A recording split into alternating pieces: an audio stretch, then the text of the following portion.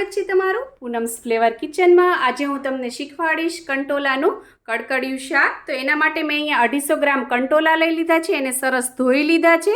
અને જ્યારે પણ તમે કંટોલા લો ત્યારે આવા નાની સાઇઝના લેવાના અને જે લીલા લીલા હોય એવા લેવાના, પીળા નહીં લેવાના, એ અંદરથી પાકી ગયેલા હોય છે કંટોલાને। ત્યારબાદ આ રીતે ઉપર આગળનો અને એની જે નીચેનો ભાગ હોય એ કાપી લીધો છે અને આ રીતે એની સ્લાઇસ કરી લેવાની છે। અને વચ્ચે જો આવો લાલ નીકળે તો એને તમારે દૂર કરી લેવાના છે, નથી એડ કરવાના, એ પાકી ગયેલા હોય છે। અને આ રીતે બીજ નીકળે જો કડક તો એ પણ તમારે કાઢી લેવાના છે, નહીં તો જ્યારે પણ તમે શાક ખાશો ત્યારે દાંતમાં કચકચ થશે। અને જો કૂણા કૂણા કંટોલા હશે તો તમારે ઉપરથી આ રીતે એના કાંટા પણ દૂર નહીં કરવા પડે। અહીંયા મેં કંટોલાને છાલ સહિત જ સુધારેલા છે અને કૂણા કૂણા છે એટલે આ રીતે આવા જે બીજ હોય અમુક સોફ્ટ એને પણ સુધારી જ લેવાના છે, એ ચડી જશે। પીળા કલરના કંટોલા હોય એ નહીં લેવાના, એ પાકી ગયેલા હોય છે અને એની અંદર બીજ પણ મોટા મોટા હોય છે। આ સુધારેલા કંટોલાની અંદર આપણે અડધી નાની ચમચી જેટલું મીઠું નાખવાનું છે અને હાથેથી એને આ રીતે ચોળી લેવાના છે। બધામાં સરસ મીઠું ભળી જવું જોઈએ અને આ રીતે આને 5 મિનિટ સુધી રહેવા દેવાના છે। 5 મિનિટ થઈ ગઈ છે। હવે આ મીઠામાં ચોળેલા જે કંટોલા છે આને આપણે 2-3 પાણીએ ધોઈ લેવાના છે, આ રીતે સરસ મસળીને। હવે આ રીતે મીઠામાં ચોળવાથી શું થશે, કારણ કે કંટોલા છે એ કડચા હોય છે સ્વાદે, અને આ રીતે ધોવાથી એની કડવાશ દૂર થઈ જશે અને એ ચડી પણ જલ્દી જશે અને તમે જુઓ એ એકદમ ક્લીન થઈ જશે। આ રીતે તમારે 2-3 પાણી એને ધોઈ લેવાના છે। અમે એકવાર ધોઈ લીધા અને આ રીતે બીજી વાર સરસ આ રીતે મસળીને ધોવાના। તમે જુઓ કેટલું આમાંથી તમને દેખાશે કે કેટલો મેલ નીકળે છે। આ રીતે ધોવાથી કંટોલામાં જે બીજ હશે એ પણ આ રીતે દૂર થઈ જશે અને કંટોલાનો કલર છે એ એકદમ લીલો રહેશે। અહીંયા કડાઈમાં મેં 1.5 ચમચા જેટલું તેલ મૂકી દીધું છે। તેલ આપણું ગરમ થઈ ગયું છે। ત્યારબાદ હું એની અંદર નાખું છું 1 ચમચી લસણની પેસ્ટ અને એને મિક્સ કરી દઈએ આ રીતે તેલમાં।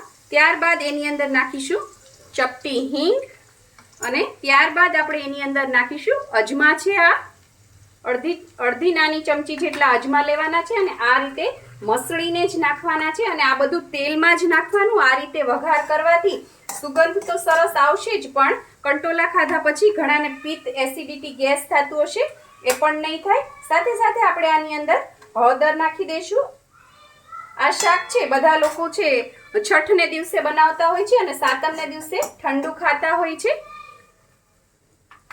આ સરસ આપણું લસણ ચડી ગયું છે। ત્યારબાદ આપણે આ કંટોલા જે સુધારેલા છે એની અંદર નાખી દેવાના છે અને થોડું મીઠું પણ નાખવાનું છે। મીઠું નાખવામાં ધ્યાન રાખવાનું છે, કારણ કે આપણે એને મીઠામાં ચોળ્યા હતા પછી ધોઈ નાખ્યા છે તો પણ મીઠું છે એ પહેલાં ઓછું જ નાખવાનું અને આ રીતે એને મિક્સ કરી લેવાનું છે।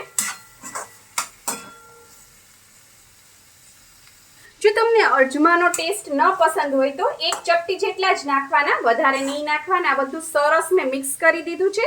ત્યારબાદ હવે આપણે ગેસની ફ્લેમ ધીમી રાખવાની છે, એની ઉપર આ રીતે થાળી ઢાંકી દેવાની છે અને થાળીની ઉપર પાણી નાખવાનું છે। અંદર આપણે બિલકુલ પાણી નથી નાખવાનું, એટલે આ શાક છે એ 2-3 દિવસ સુધી સારું રહેશે અને તેલમાં જ ચોળવશું। હવે આપણે આને 5 મિનિટ સુધી ચડવા દઈએ। કંટોલાને મેં 5 થી 7 મિનિટ ચડવા દીધા છે। હવે આપણે આ થાળી દૂર કરીએ અને હવે આપણે એની અંદર મસાલા કરીશું। સરસ ચડી ગયા છે, વચ્ચે પણ મેં એને 1-2 વાર હલાવ્યા હતા। હવે આની અંદર હું નાખું છું 1 નાની ચમચી જેટલું મરચું, 1 નાની ચમચી જેટલું ધાણા જીરું પાવડર, અથવા તમારે 1/4 ચમચી નાખશો તો પણ ચાલશે।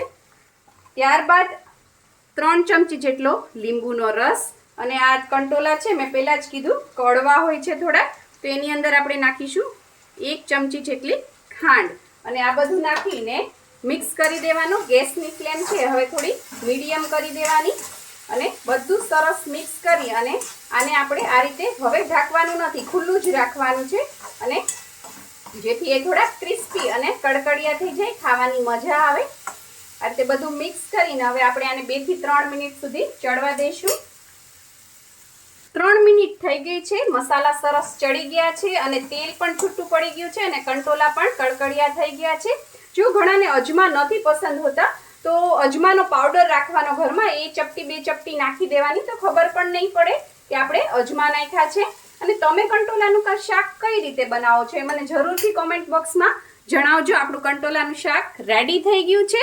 જો તમને મારી આ રેસીપી પસંદ આવી હોય તો લાઈક, શેર, કોમેન્ટ કરો. પ્લીઝ મારી ચેનલને સબસ્ક્રાઇબ કરો અને હા, બેલ આઇકન દબાવવાનું ના ભૂલશો, જેથી આવી જ સરસ મજાની વાનગીઓ તમારા સુધી પહોંચતી રહે. Thank you. આવજો.